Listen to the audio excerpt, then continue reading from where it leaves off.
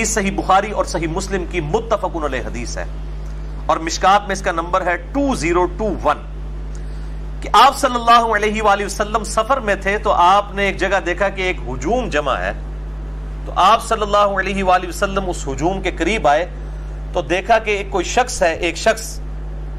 اس کے اوپر کافی لوگوں نے جو ہے وہ چھتری نما سایہ کیا ہوا ہے پورا، یعنی سمجھ لیں ایک ٹینٹ اٹھا کے رکھا ہوا ہے ایک بندے کے اوپر، کوئی امیر کو چودھری ٹائپ بندہ ہوگا۔ تو آپ صلی اللہ علیہ وآلہ وسلم نے فرمایا کہ اس شخص کو کیا ہوا ہے؟ تو لوگوں نے بتایا کہ اس نے اللہ کی رضا کی خاطر سفر میں روزہ رکھا ہوا ہے۔ روزہ انہیں رکھا تو مصیبت باقی نو پائی ہوئی ہے، باقی جڑے جناب وہ چھتری لے کے کھلوتے ہوئے نے۔ تو آپ صلی اللہ علیہ وسلم نے وہاں پر فرمایا کہ سفر میں روزہ رکھنا کوئی نیکی کا کام نہیں ہے، یعنی اس قسم کی نیکی جس میں آپ لوگوں کو عذاب میں ڈال دیں، اور ساتھ آپ نے ملازم رکھے ہوئے ہیں کہ جو آپ کو جناب جس کو کہتے ہیں وہ پیمپرنگ کر رہے ہیں، تو اس قسم کا روزہ رکھنا کوئی سفر میں نیکی نہیں ہے کہ آپ لوگوں کو مصیبت میں ڈال دیں۔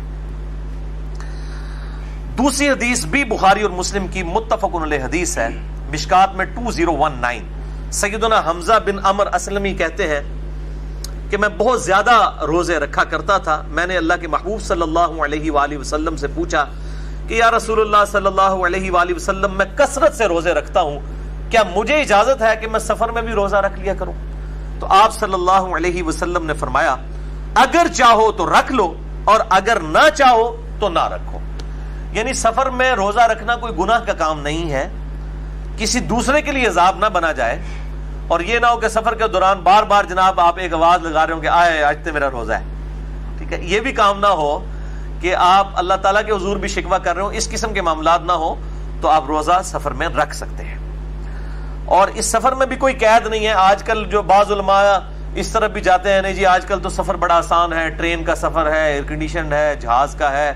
سفر میں بڑی آسانی ہے، تو آج کل روزہ نہیں چھوڑنا چاہیے۔ بھئی شریعت کا حکم نہیں کوئی بدل سکتا، سفر آج بھی سفر ہی ہے،